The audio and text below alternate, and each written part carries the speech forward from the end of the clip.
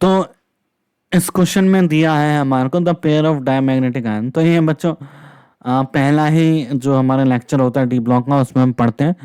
तो अगर हम देखें ये कौन सी सीरीज है, लेंथनम सीरीज, ला सीने पर नदियां प्रेम में समाई, ठीक है, इंजीनियर तुम ये भी लूटो, तो सारा के सारा लेंथनम सीरीज है। तो लेंथनम सीरीज में अगर हम बात करें La+3 का कॉन्फ़िगरेशन होता है Xenon 4f0। इसी तरीके से YB+2 का कॉन्फ़िगरेशन होता है Xenon 4f14।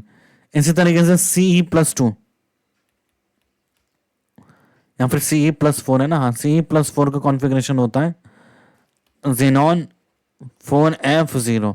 और इसी तरीके से Lu+3 का कॉन्फ़िगरेशन होता है Xenon 4f14। तो ये कॉन्फ़िगरेशन है। तो La+3 लेंथनम+3, लेंथनम पहला इलेक्ट्रॉन बनता है, हम सारे इलेक्ट्रॉन निकालें तो क्या बनेगा Xenon 4f0।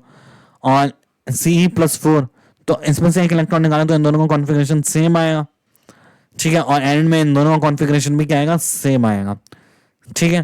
तो अब यहाँ पे कोई भी अनपेयर्ड इलेक्ट्रॉन नहीं बचा, तो Lm+3 Ce+4 डायमैग्नेटिक है, ये भी डायमैग्नेटिक है।